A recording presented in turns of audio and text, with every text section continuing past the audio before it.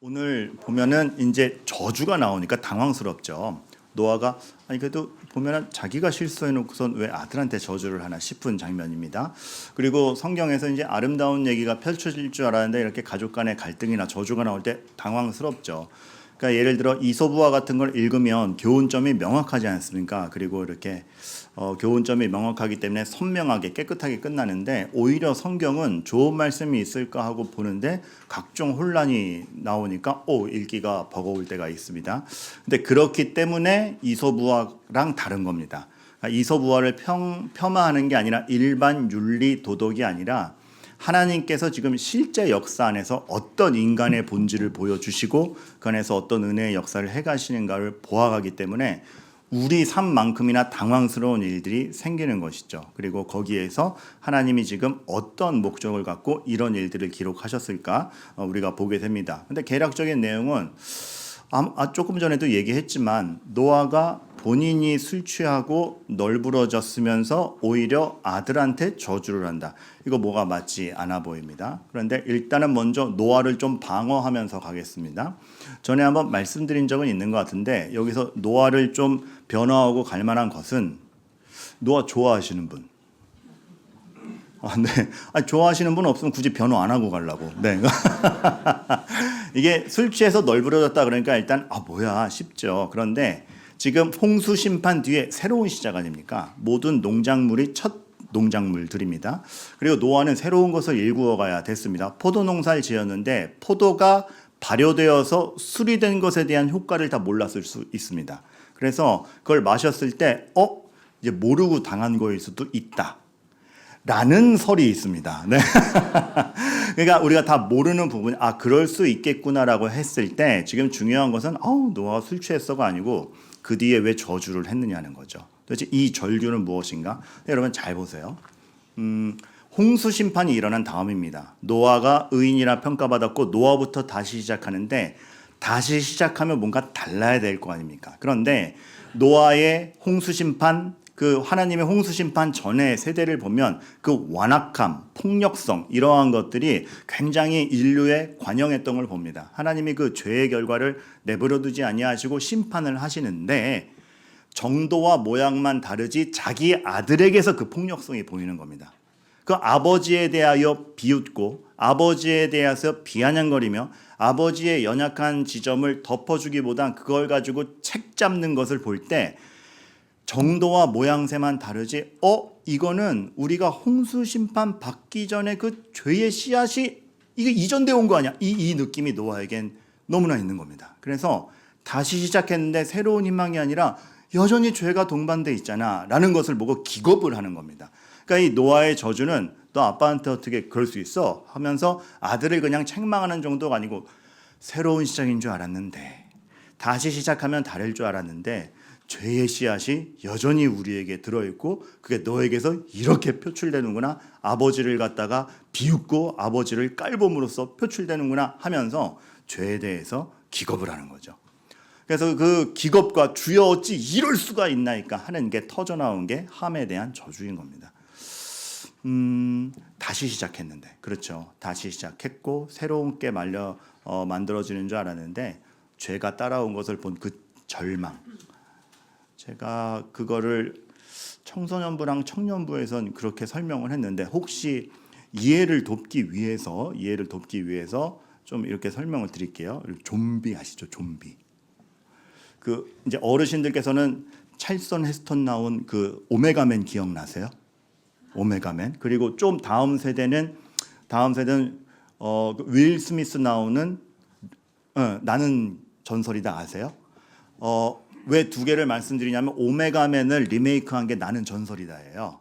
그래서 근데 두 개 다 반응이 별로 없으셔서 그냥 설명하겠습니다.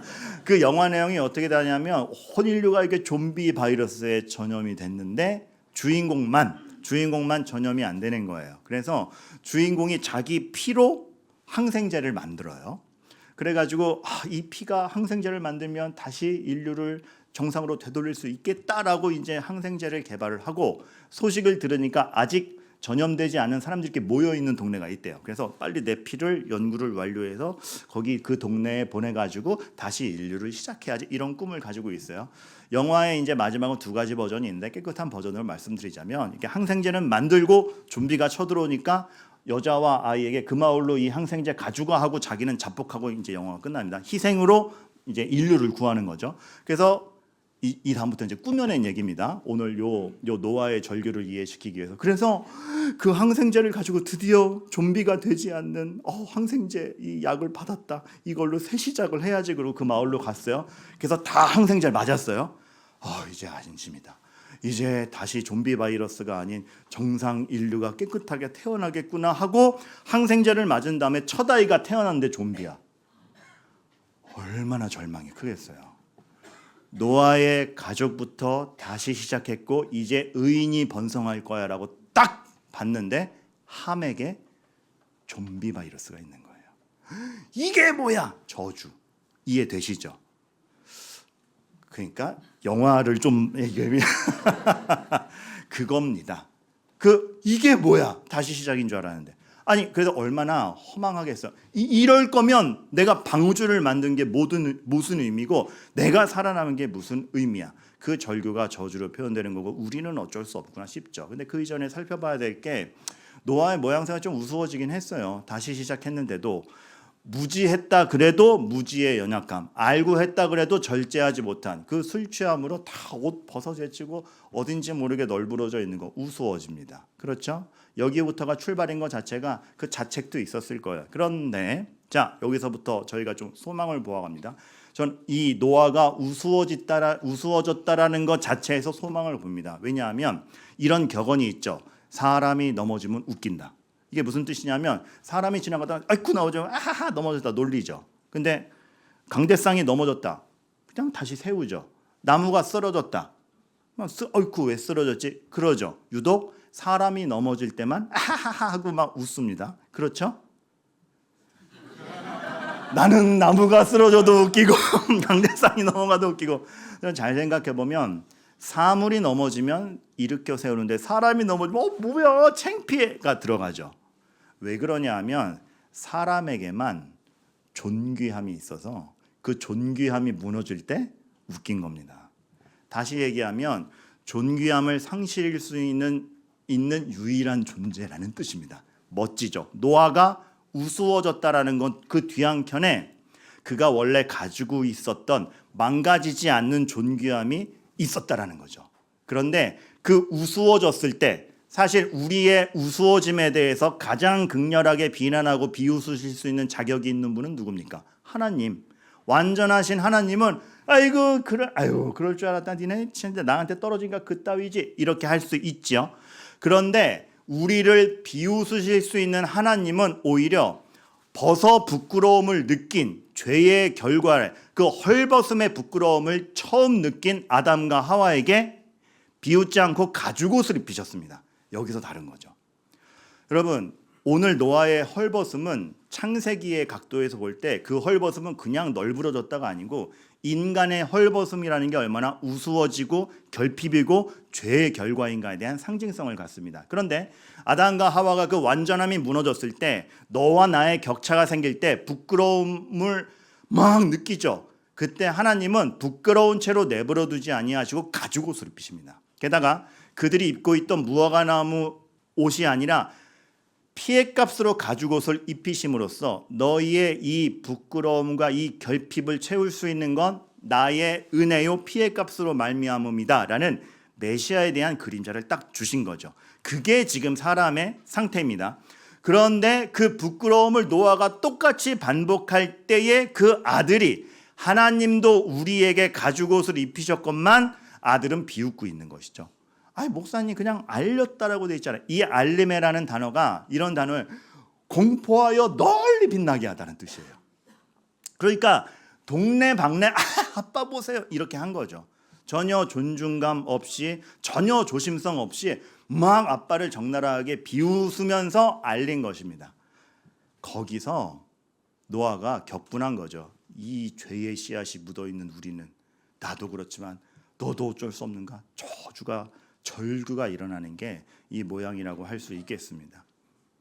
2부 예배 때 좀 이제 이 알리메라는 단어를 알기 쉽게 설명하려고 6글자로 바꿨었어요.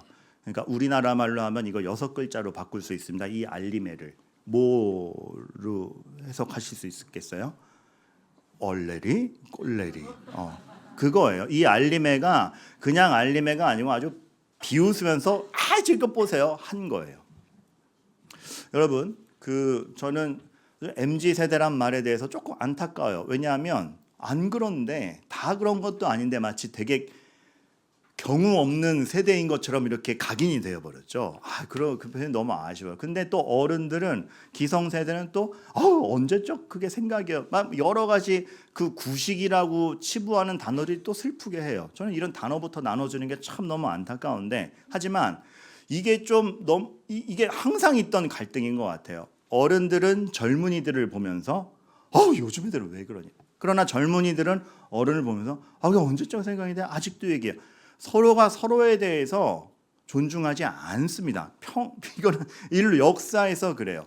그런데 참 신기한 건 전성기 때는 어른들의 그 격언을 듣지 않고 전성기가 지난 어른들은 새로운 것에 대해서 나도 젊은 시절에 그랬지를 잘 투영해주지 못하는 늘 갈등 가운데 있습니다. 그래서 누가 문제냐? 자, 누가 더 문제인 것 같아요? 누가 더 문제인 것 같아요? 저는 중간에 껴있는 나이기 때문에 아주 중도적입니다. 네, 여러분 여기서 말이 누가 더 잘못이에요로 가면 안 됩니다. 왜냐하면 오늘 살펴보고 싶은 게 그겁니다. 왜 말이 안 통하는가? 왜 서로가 서로를 지적하는가? 사람은 사람을 만족시킬 실력이 없기 때문에 그렇습니다.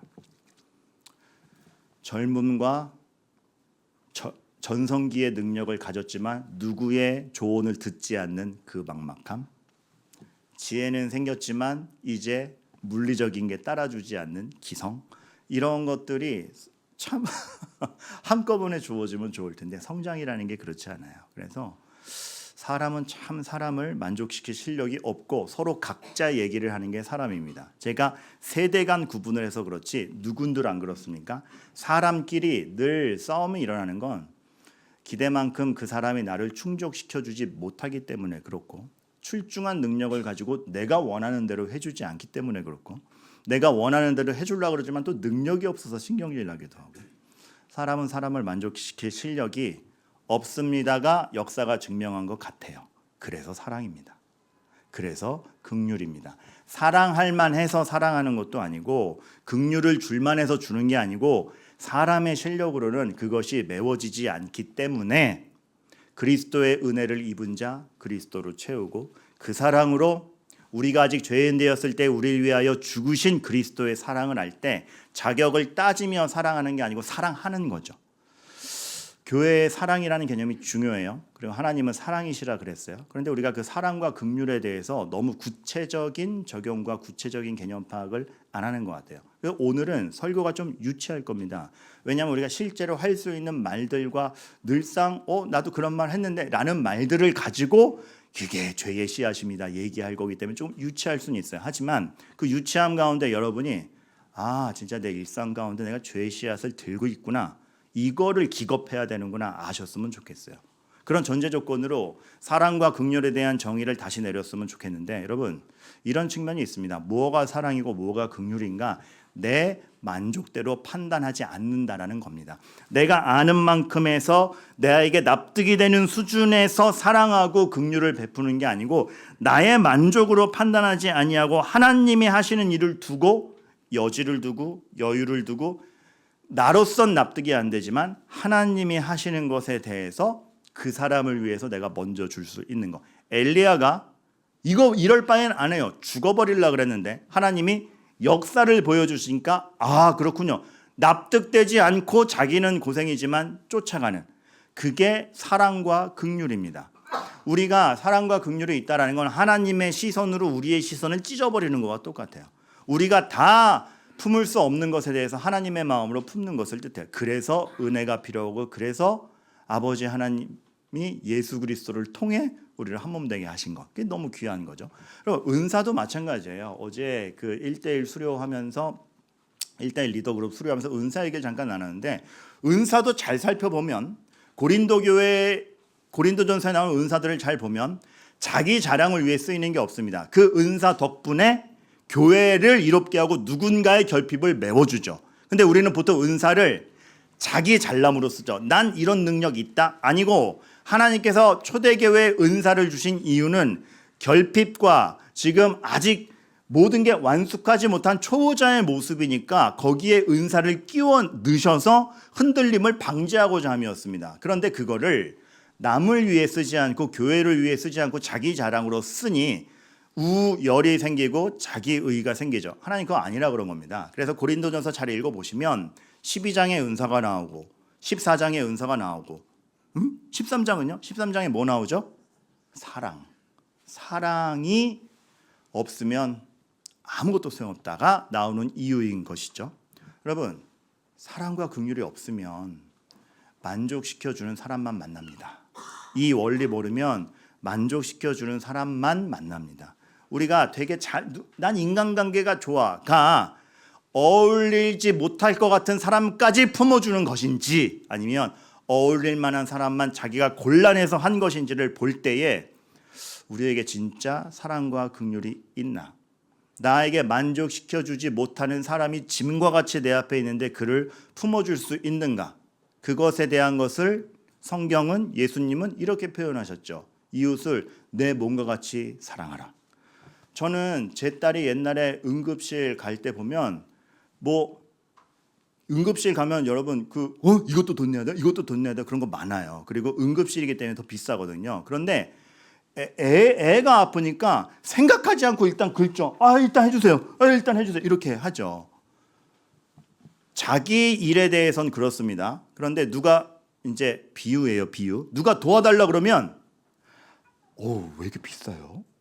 제대로 된 거 맞아요? 확인을 하죠. 그러니까 그만큼 우리는 남에 대해서 내 일같이 못 나가는 사람입니다. 자기 일에 대해서는 계산 없이 가던 사람도 남의 일이라고 판단되면 멈칫하게 되는.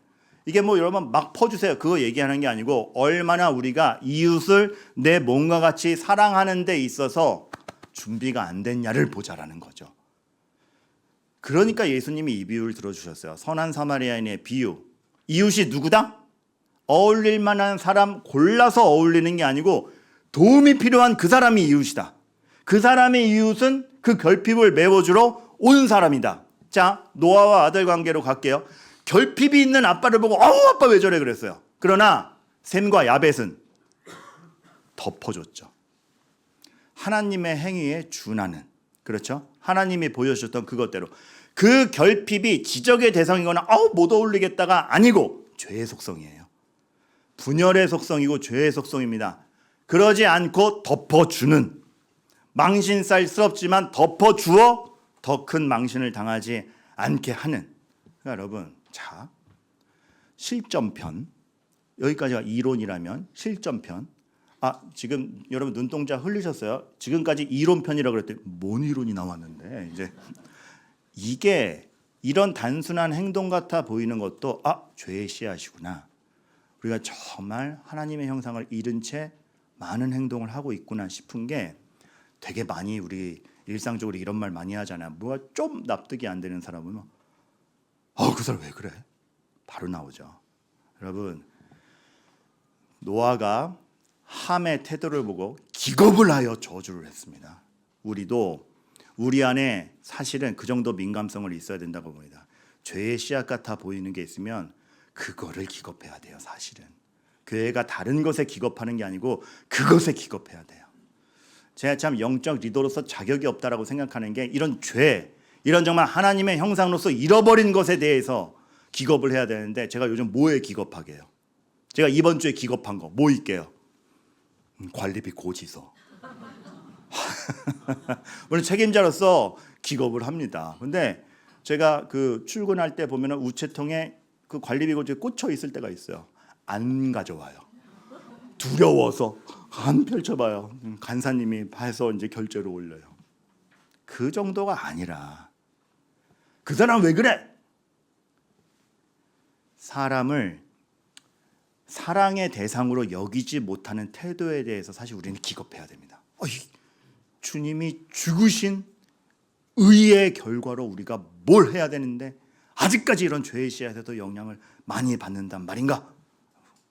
우리 이 표현이 좀 이상한데 앞으로 한번 잘 보면서 죄에 기겁합시다. 그만큼 우리가 믿음을 가진 사람으로서 죄를 극복한다는 게 뭔지를 신경 썼으면 좋겠어요. 그럴 때 여러분 이런 단순한 표현에서도 그 죄를 극복한 태도에서는 다른 말이 나옵니다. 그 사람은 왜 그래? 아니요. 그럴 수밖에 없는 뭔가가 있구나. 주차 문제 때문에 정리하러 나갔다가 인근 분한테 고래고래 소리 지르는 고함을 들었어요. 그럼 참 고함을 들을 때 어떻게 할까요? 맞대응합니까? 많은 분들이 끄덕이시네요. 그때 이 마음을 가지려고 그래요. 소리 지를 수밖에 없는 상황이시구나. 사시는 분 입장에서는 그게 먼저 나가야죠. 그래서 여러분 몇 가지 여러분과 오늘 좀 이 마음은 가져주세요 하는 게 그래서 긍휼입니다. 여러분 우리에게 긍휼이 있어야 돼요. 죄의 씨앗이 우리 안에 있지 않음을 증명하는 긍휼이 있기를 바라요. 근데 긍휼이 사람조차 따뜻하다 그게 긍휼이 아니고 제 정의에선 그래요. 넓게 보고 선의로 보고. 여러분 여러분의 납득이 되는 여러분이 포함할 수 있는 정도가 아니고 넓게 보셔야 된다. 하나님의 시야로 넓게 보고 하나님이 저 이에게도 있다. 하나님이 과정 중에 지금 저 사람의 저런 모습 속에도 있다. 십자가의 결과로 내 분노대로 바라보는 게 아니고 최대한 선의로 해석해주며 바라보는 십자가의 결과로 우리가 죄를 거두어냈는데 그러한 사람으로서 상대방을 보는 눈이 악을 악으로 갚지 않고 선으로 악을 이기는 그건 상대방을 제압하라가 아니고 끝까지 선을 지키면서 선인으로서의 역할을 해내는 것이고 그로 말미암은 감동을 주는 것까지 얘기를 하는 거죠. 긍휼이 있기를 바랍니다. 그래서 넓게 보면 여러분 더 보이는 게 있어야 돼요. 저는 옛날에 말싸움이나 논쟁에서 이기면 이렇게 얘기했습니다. 아무 말도 못하던데 내 의견에 아무 말도 못하던데 긍휼을 가지시고 겸손해지세요. 다르게 생각됩니다. 상대방이 참아줬구나. 이런 간격을 두고 서로에 대한 존중으로 가셔야 돼요. 거봐 내 말이 맞잖아. 아무 말도 못하잖아. 우리가 맞아. 적어도 우리 교회에서는 죄의 씨앗 들고 상대하지 맙시다. 상대방이 아무 말도 못했다? 아이고 참아줬구나. 그래서 내가 내 의견 세울 수 있었구나. 사실 이제 오늘 주보 제목 보면 제목이 되게 이상해요. 누군가에게 속 시원한 한 방을 날리고 싶다면 그건 참. 사실 이거 어제 제가 끝까지 본문이랑 주보 제목을 못 정해가지고 간사님한테 먼저 퇴근하시고 내가 밤에 따로 입력하겠다라 그러고 이제 가안으로 입력해뒀던 건데 그걸 깜빡하고 새로 입력 안 하고 그대로 인쇄한 거예요. 그래가지고 그래서 이런 묘한 게 됐는데 어떤 맥락이냐면 여러분 얼마나 사이다를 요구하는 시대입니까? 나 속 시원하게 한 방 먹였어. 여러분 통쾌하게 사시기 바랍니다. 근데 적어도 교회 안에서는 속이 얼마나 시원하든지 이 말씀 살짝 조심하셔야 돼요. 여러분에게 만약에 교회 안에서 내 그 말 했어. 속 시원해. 얼마나 속이 시원하든지 누구를 향해서요? 누구를 향해서요? 우린 다 가족 아니었어요? 내가 질러서 속이 시원했다라는 건 벌써 상대편이 적군이라는 거 아닙니까? 이미 분열이 있지 않습니까? 우린 이미 한 몸 아닌 건가요? 그것 때문에. 여러분 할 말 못하고 꾹 참으란 얘기 아니고 긍휼의 마음으로서 지금 여러분들은 누구를 대해도 대하고 계신가 여쭙고 싶은 거예요.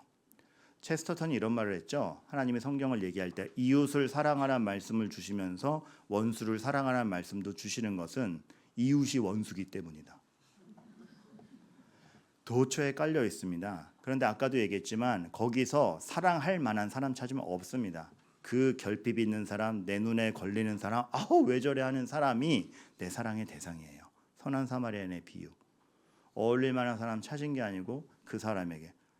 그 사람의 결핍이 비웃음이 아니라 내가 이불을 덮어줘야 되는 함이 아닌 셈과 야벳. 어떤 교회 행사를 하고도 다 잘 되었어요. 긍휼을 가지셔서 넓게 보실 때 다르게 보이는 게 있어요. 제가 처음 사역지에서는 행사가 많은 교회였는데 행사 기획을 도맡아 하다 보니까 행사가 끝난 다음에 그 칭찬 받은가 뿌듯함이 얼마나 많았는지 모르겠어요. 그리고 이제 보통 레크레이션 같은 건 저에게 맡기곤 했는데 오죽 잘했겠어요. 그래가지고 늘 전교인 막 빵빵 터지게 하고 웃기게 하는 거. 그러니까 여러분 지금 여러분께 보이는 모습은 그 당시의 모습의 한 1000분의 1 참는 거라고 보시면 됩니다. 설교하는 중에도 웃긴 말이 한 900개가 지나가는데 다 참는 거예요. 얼마나 극률해요. 그런데 제가 지난주에 얘기했죠. 교만만 사라지면 된다고. 그랬는데 어느 순간 제 눈에 그게 보이는 거예요. 막 행사가 끝나면 되게 뿌듯하거든요. 막 즐겁고 야 더 놀다 가자. 막 같이 준비했던 사람끼리 막 오늘 너무 수고 많았어 이렇게 회포도 풀고 그러는데 어느 순간 그게 보이는 거예요. 그 즐거운 행사에 마무리 기도하겠습니다라고 하면 마무리 기도가 채 끝나기 전에 쌩 나가버리는 사람들이 보이는 거예요.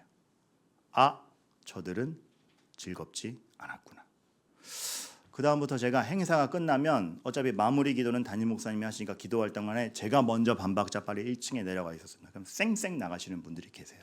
우리 모두가 즐거울 때 그 즐거움이 그들에겐 즐거움이 아니었던 겁니다. 아닐 수밖에 없는 이유가 있는 겁니다. 어색한 겁니다. 우리끼린 즐거웠는데 그들에겐 낯선 겁니다. 노아가 헐벗고 있듯이 헐벗고 있는 채 어떻게 해야 돼 하는 그 어색함 속에서 버텨준 겁니다. 그걸 못 본 거죠. 아직도 기억이 나는 것은 어린이부 발표가 있었어요. 근데 유치부 발표하고 초등학생 발표할 때 한 분이 쌩 나가는 거예요. 그래서 그래도 애들이 하는 건 좀 봐주지. 그래서 쫓아나가지고 아이고 일찍 가시네요. 처음 보시는 얼굴 같은데 왜 이렇게 일찍 가서 좀 누리다가 끝나고 간식도 있어요. 전 그럼 먼저 갈게요. 누리세요. 못 보겠어요. 기도하고 싶어서 왔는데 행사네요. 그냥 갈게요. 그래도 행사의 기쁨을 기쁘지 않아요. 지금 제 애를 중환자실에 냅두고 왔는데 애들이 뛰는 거 못 보겠어요. 다 잘 되었어요.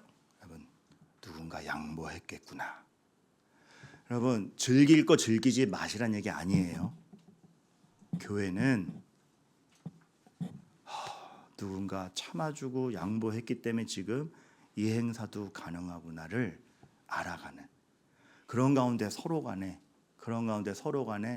배려와 이해를 도모해야 되는 것입니다. 긍휼이라는 거 쉽지 않아요. 근데 긍휼은 정말 넓은 하나님의 시야를 가져가요. 이 전에 제가 지금은 이 성남 쪽이나 서울 쪽으로 오면 노회도 규모가 큽니다. 여러 목사님들이 있는데 이전에 있던 노회도 규모가 작아가지고 한 다리 건너서 하는 것도 아니고 노회에 있으면 목사님 그 지역 목사님 다 알아요. 그래서 관계 한번 망가지면 큰일 나요. 근데 노회라는 자리가 회의고 안건이고 따지는 게 많다 보니까 항상 디베이트가 있고 분란이 있거든요. 그러다 보니까 언젠가 한번 굉장히 어르신이 노회장이 됐을 때 그분이 이런 말씀을 하셨어요. 노회 금지어를 만들겠다고. 그러다 하시더니 우리가 참 많이 하던 말인데 그 말을 딱 금지시키는 거야. 자, 앞으로 이 말 하지 맙시다. 그러니까 노회 회의를 하고 막 하다 보면 막 격양될 때도 있고 그죠. 여러 가지 막 말들이 말도 안 되는 논리로 나올 때도 있고 한 분이 말이 길어질 때도 있고 막 여러 상황이 있거든요. 그러면 꼭 누군가 지적해요. 저런 행동은 아니지요. 이 말을 금지시켰어요. 왜냐하면 여러분 저런 행동이라는 말을 쓰자마자 벌써 상대방과 내가 갈렸네요. 우린 다 천국에서 하나 된 목사들 아닙니까? 그거였어요. 저런 행동은 아니지요. 그럼 뭐라고 말해야 됩니까? 저런 행동을 하시는 거 보니까 그만큼 어려움이 있으셨구나.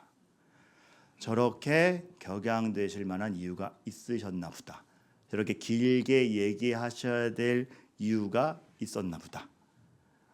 저렇게 대충 말하고 가시는 거 보니까 화장실이 급하신가 보다.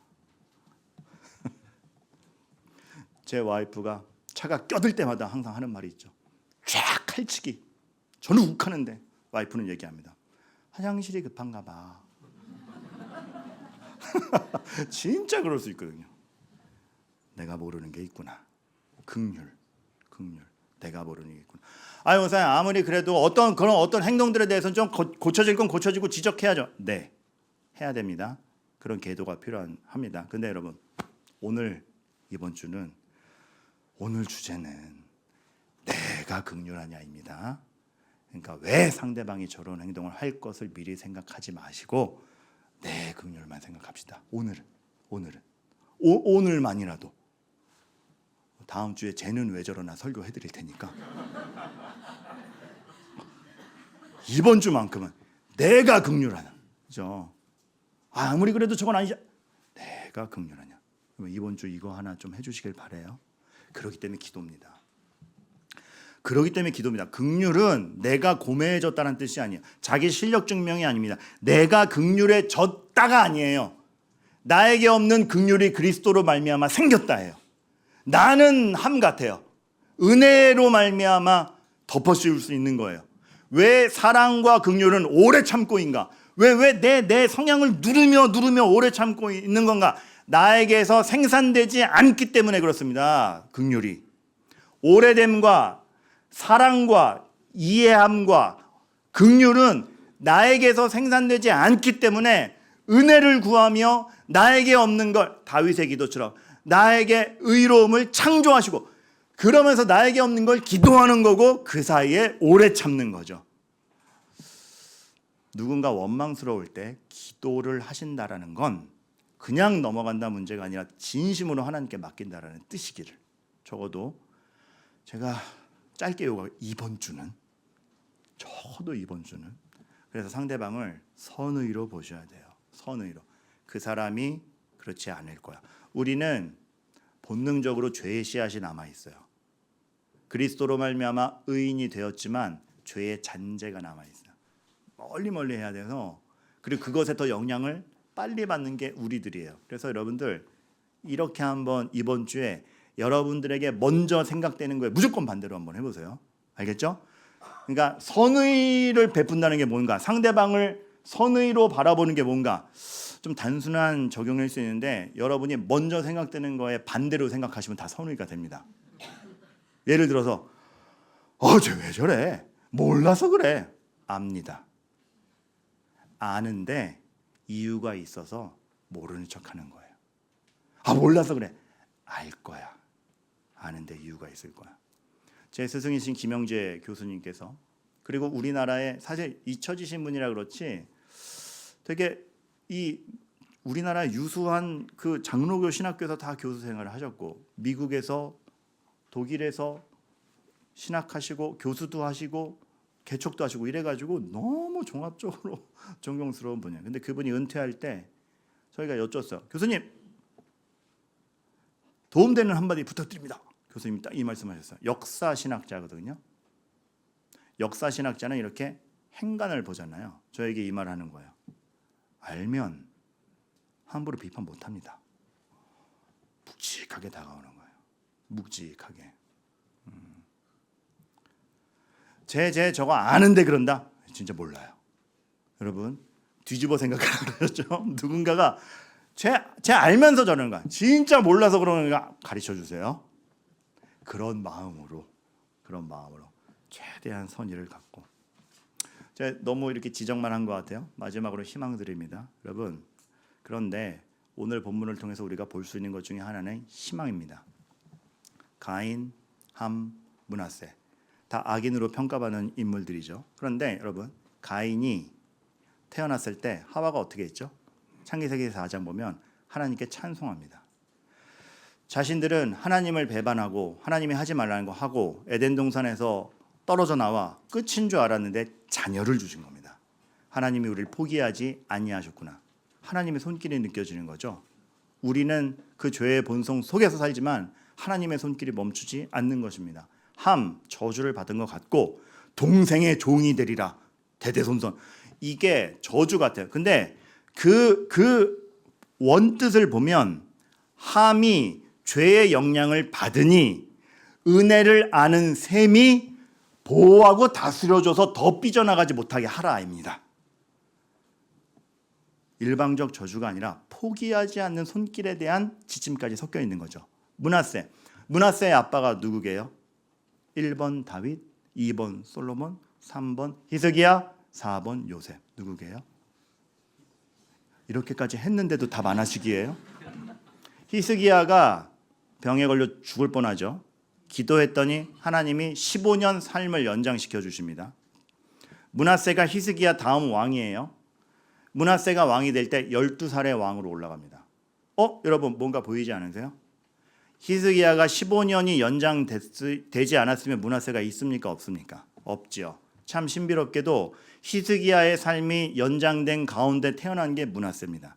하나님은 단순히 히스기야의 삶만 연장시킨 게 아니라 다윗의 자손을 통하여 메시아가 오리라라는 그 연결고리를 끊지 않고 이어가시는 그 손길이 있는 겁니다. 므낫세는 당대 최악질의 왕이었습니다. 하지만 인간의 평가가 아니라 이 와중에서도 자신의 약속과 사랑을 끊지 아니하시는 하나님을 볼 때에 그 하나님을 아버지라 부르는 우리 인생이 무의미하겠냐 이거죠. 희망을 가지시기 바랍니다. 삶이 버티기 같죠. 버티기 위해 사나? 이렇게 열심히 했는데 막 이자로 다 빠져나가고 열심히 했는데 아니 내 열심은 그냥 버티기용인가? 의욕이나 동기부여가 안 생기는 게 우리의 삶일 수 있어요. 저도 분립, 개척, 일만성도, 파송운동, 지상명령 멋지게 나갈 줄 알았는데 알았겠습니까? 매달 관리비에 벌벌 떨고 있을지. 초라하다고요. 초라하고 어제만 해도 토요일이니까 여러분 토요일에 목사가 말씀과 기도에 전무할 것 같죠. 어제 제일 많이 했던 일 중에 하나, 반복적으로 했던 일 중에 하나. 목사님 주차 단속 떴어요. 차 빼고. 목사님 주차 단속 떴어요. 차 빼고. 목사님 스티커 붙었어. 띄고. 그거 슬리퍼 신은 채로 주차 단속 나왔다 그래서 뛰쳐나갈 때 순간 제가 뭐하나 싶었어요. 멋있는 하나님의 지상명령이 펼쳐지는 게 아니고 그냥 한 주 한 주 한 달 한 달 버티기인가? 아니라는 겁니다.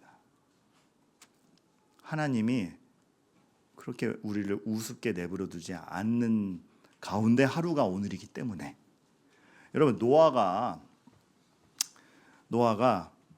아까 얘기했죠. 우스워진 것은 존귀함을 상실할 수 있는 존재이기 때문에 그렇다. 하나님은 그 존귀함을 챙겨주실 겁니다.